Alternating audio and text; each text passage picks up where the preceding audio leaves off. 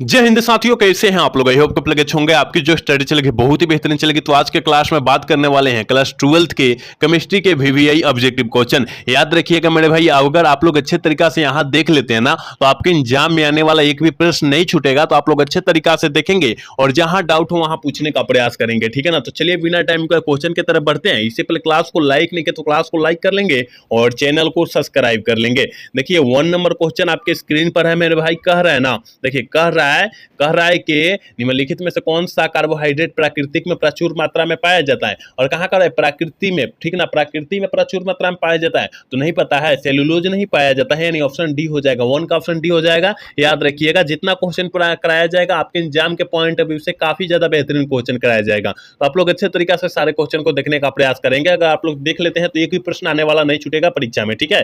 कह रहा है 2 नंबर क्वेश्चन करे कि विटामिन ई की कमी से निम्नलिखित में से कौन सा रोग होता है। कौन सा रोग होता है, विटामिन ई की कमी से कौन सा रोग होता है। तो विटामिन ई, तो ई से कौन होता है, जन्म क्षमता में कमी होती है। जन्म क्षमता में कमी होती है जब जो होती है जनन में होता है ना, जनन होता है मतलब जनन होता है, उसमें जो है कमी आ जाएगी, ठीक है ना, उसमें वृद्धि नहीं होगी। इसलिए जो होता है विटामिन ई की कमी से होता है, ठीक है। चलिए अगला क्वेश्चन कह रहा है ना, 3 नंबर प्रश्न कह रहा है कि प्राकृतिक रबर निम्नलिखित में से किसका बहुलक है। प्राकृतिक रबर जो है किसका बहुलक होता है। तो कहिएगा कि सर हमें पता है कि जो होता है प्राकृतिक बहुलक होता है, ये जो होता है आइसोप्रोपिन का बहुलक होता है। क्या होता है, आइसोप्रोपिन का बहुलक होता है, यानी 3 का ऑप्शन सी हो जाएगा। याद रखिएगा, सारे क्वेश्चन को बेहतरीन तरीका से याद रखने का प्रयास करेंगे आप लोग। कह रहा है ना 4 नंबर क्वेश्चन कर रहा है कि धातु की षष्ठभुजीय सीमित करके पैकिंग संरचना में समन्वय संख्या होती है। समन्वय संख्या जो होती है कितनी होती है, क्या करे, षष्ठभुजीय। षष्ठभुजीय कहेगा तो उसमें आंख मूंद के मार देना है कितना, याद रखिएगा 12। षष्ठभुजीय कहेगा 12 मार देना है, ठीक है ना। ऑप्शन जो हो जाएगा डी वाला करेक्ट होगा। याद रखिएगा सारे बच्चे, एक बार सारे बच्चे क्लास को लाइक कर लेंगे। जितने बच्चे क्लास को देख रहे हैं मेरे भाई, वो सारे बच्चे क्लास को लाइक कर लेंगे। कह रहा है ना, क्रिस्टल तंत्र की कुल संख्या होती है, क्रिस्टलीय तंत्र की जो होती है कुल संख्या जो होती है कितनी होती है। और सारे बच्चे को, सारे छात्र को पता होगा क्रिस्टल तंत्र में, और यह जो है 7 होता है। क्या होता है, 7 होता है। यह 2023 में पूछा गया प्रश्न है, आप लोग याद रखिएगा।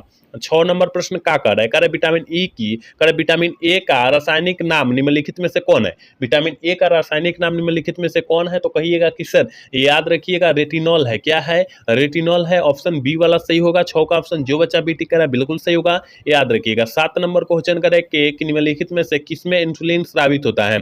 किसमें जो होता है इंसुलिन का स्रावित होता है, श्रावण होता है। तो याद रखिएगा अग्नाशय में होता है। ऑप्शन बी वाला सही होगा। 7 का ऑप्शन बी होगा। याद रखिएगा 8 नंबर क्वेश्चन करेगा लोहा का मुख्य अयस्क क्या है। लोहा का मुख्य मतलब क्या होता है, अच्छा होता है। और लोहा का सबसे अच्छा अयस्क जो होता है वो क्या होता है। तो आप कहिएगा कि सर हमें पता है कि लोहा का मुख्य अयस्क हेमेटाइट होता है। ऑप्शन जो हो जाएगा बी हो जाएगा। देखिए लोहा का अयस्क पूछता, केवल अयस्क पूछता तो क्या होता है, सिडेराइड भी होता है, हेमेटाइट भी होता है, पाइराइड भी होता है, मतलब सारे होता है, तीनों होता है, ठीक है ना। बक्साइड जो होता है एल्युमिनियम का होता है। याद रखिएगा एल्युमिनियम एल से सूचित करते हैं। तो याद रखिएगा अगर मुख्य की बात करें तो हेमेटाइट मारिएगा, यानी ऑप्शन बी वाला सही करके और लाहे से निकल जाइएगा आप लोग, ठीक है। चलिए कर रहा है ना 9 नंबर क्वेश्चन कर रहा है कि निम्नलिखित में से कौन रेडियो एक्टिव उत्कृष्ट गैस है। रेडियो एक्टिव जो होता है उत्कृष्ट गैस जो है कौन है।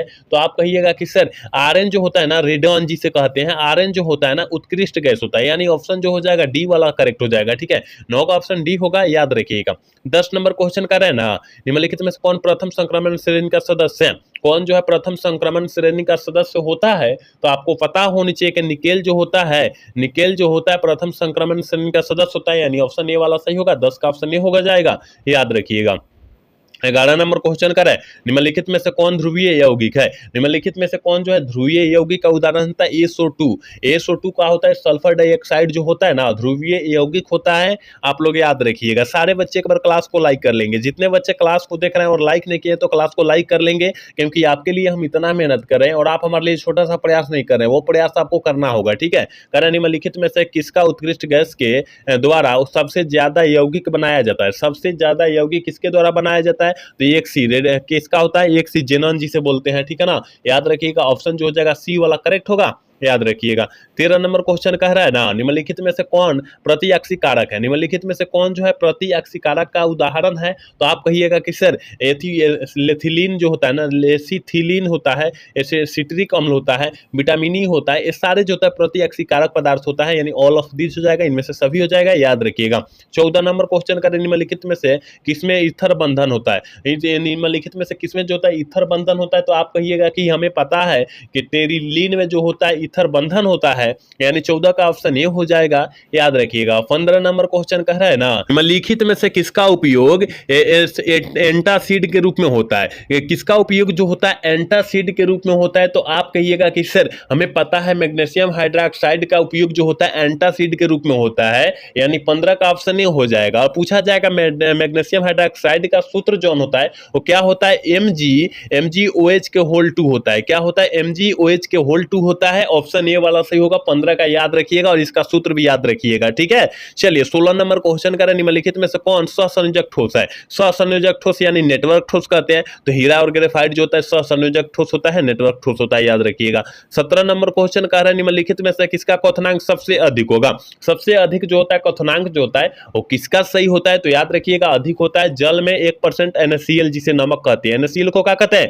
नमक कहते हैं। इसका अत्यधिक जो होता है क्या होता है? क्वथनांक होता है। चलिए 18 नंबर क्वेश्चन करें कि सामान्य यौगिक के लिए सबसे पहला महत्वपूर्ण सिद्धांत जो है किसके द्वारा दिया गया था? तो आप कहिएगा कि सर आपको पता है और हमको भी पता है कि सबसे महत्वपूर्ण सिद्धांत कह रहा है वर्णन साहब के द्वारा दिया गया था, यानी 18 का ऑप्शन जो हो जाएगा सी हो जाएगा, याद रखिएगा। 19 नंबर क्वेश्चन करें, इंजाइम होते हैं, इंजाइम जो होता है क्या होता है? और सारे छात्र को पता होगा कि इंजाइम जो है प्रोटीन है। क्या है? प्रोटीन है, याद रखिएगा। ऑप्शन जो हो जाएगा सी वाला करेक्ट होगा, याद रखना है। चलिए 20 नंबर क्वेश्चन कर रहा है कि जिंक और जल के साथ क्लोरोफॉर्म के अवकरण से प्राप्त होता है। क्लोरोफॉर्म के अवकरण से जो प्राप्त होता है वो किसको प्राप्त करते हैं या क्या प्राप्त होता है? तो मीथेन, मीथेन प्राप्त होता है। ऑप्शन डी वाला सही होगा, 20 का ऑप्शन डी होगा, याद रखिएगा। 21 नंबर क्वेश्चन कर रहा है कि एक फैराड के बराबर होता है। एक फैराड जो होता है कितने कूलम के बराबर होता है? तो 96,500 कूलम के बराबर होता है, ठीक है ना। 96,500 कूलम के बराबर होता है। देखिए कहाँ दिया है,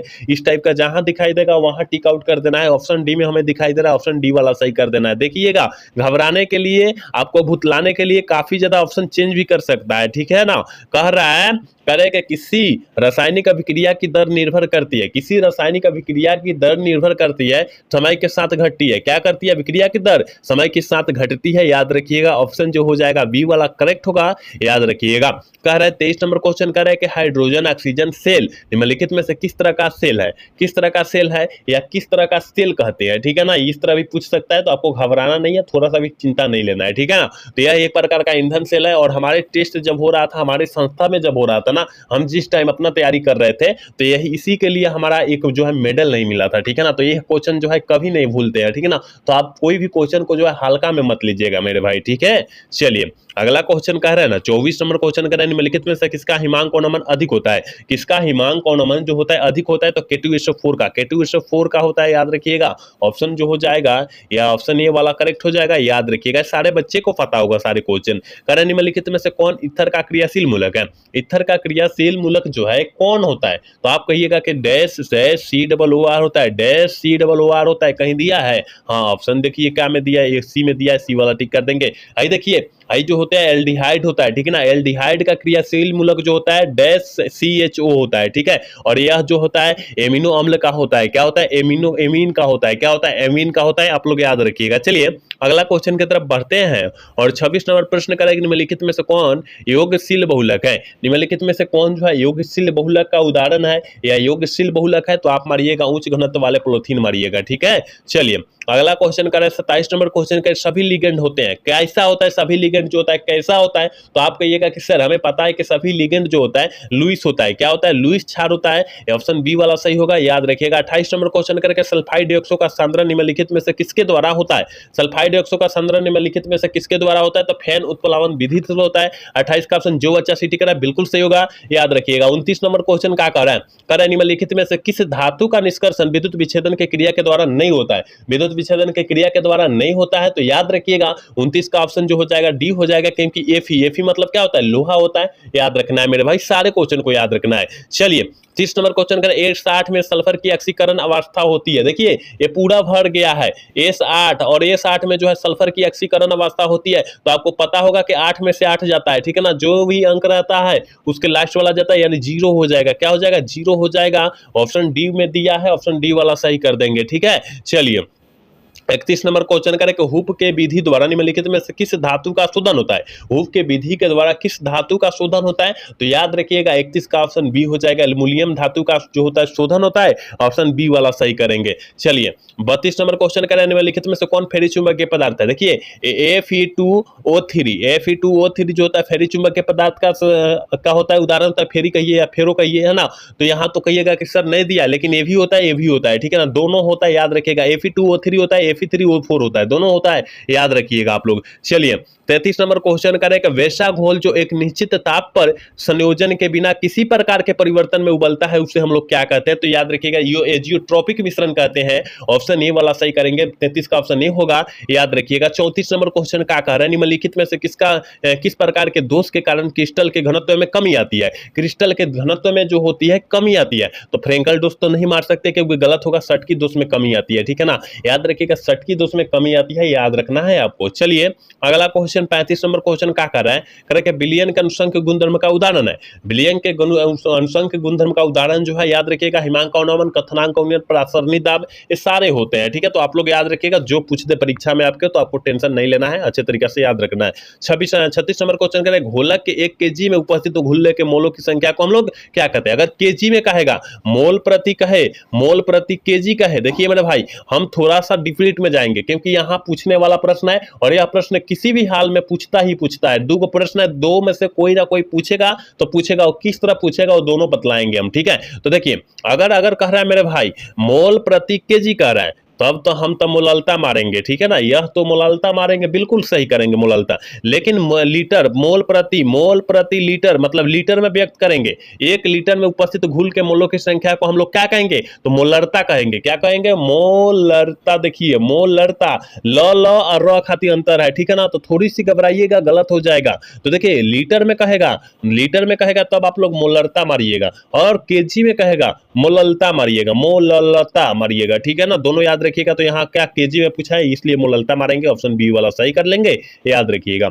चलिए 37 नंबर क्वेश्चन करें, पृथ्वी का परत में सबसे अधिक मात्रा में पाए जाने वाला धातु कौन है। पृथ्वी के परत में सबसे अधिक मात्रा में पाए जाने वाला धातु कौन है, तो एल्युमिनियम है। क्या है, एल्युमिनियम है। तो कहिएगा कि हमें संकेत पता नहीं है, तो एल नहीं होता है। एल जो होता है किसका होता है, एल्युमिनियम का संकेत होता है। एफी जो होता है लोहा का संकेत होता है। सी जो होता है कैल्शियम का संकेत होता है। एन जो होता है सोडियम का संकेत होता है, याद रखिएगा, ठीक है। चलिए कह रहा है 38 नंबर क्वेश्चन के निम्नलिखित में से क्रियाशील मूलक एल्कोहल का उपस्थित रहता है। एल्कोहल में क्या उपस्थित रहता है, देखो एल्कोहल में OH उपस्थित रहेगा। क्या, एल्कोहल में OH उपस्थित रहता है। देखिए ऑप्शन जो है, ऑप्शन ए में दिया है। और एल्कोहल मतलब होता क्या है, तो एल्कोहल मतलब दारू शराब होता है, ठीक है ना। दारू शराब होता है, आप लोग याद रखिएगा। ये जो होता है एल्डिहाइड का होता है, ये जो होता है एमीन का होता है, याद रखना है आपको। चलिए 39 नंबर क्वेश्चन करें कि एक अष्टफलक रिक्ति निम्नलिखित में से कितने गोलों से घिरी होती है। घिरी होती है लिखा गया है, लेकिन घिरी होती है, ठीक है ना। एक अष्टफलक रिक्ति जो होता है वो कितने घेरों से जो होता है ना, गोलों से जो होता है वो ना घेरा रहता है। तो याद रखिएगा 8 कहेगा, 2 में से घटा दीजिएगा। 8 कहेगा, उसमें 2 घटा दीजिएगा, 6 कर दीजिएगा, ठीक है ना। याद रखना है, ट्रिक से याद रखना है। चलिए आज के क्लास के लास्ट क्वेश्चन कह रहा है कि घनाकार क्रिस्टल में ब्रेसेस जालकों की संख्या कितनी होती है। घनाकार क्रिस्टल में ब्रेसेस जालकों की जो संख्या होती है वो कितनी होती है, तो आप लोग मारिए, घनाकार कर रहा है 3 मारिएगा, यानी ऑप्शन ए वाला सही कर लीजिएगा, याद रखना है। क्योंकि यह 2023 में यह प्रश्न पूछा भी गया है, तो आपको याद रखना है, ठीक है ना। तो आज का क्लास जो है कैसा लगा, अगर अच्छा लगा हुआ तो चैनल को सब्सक्राइब और वीडियो को लाइक करना तो मिलेगा। मिलेंगे अगला सेशन में। जय हिंद, जय भारत।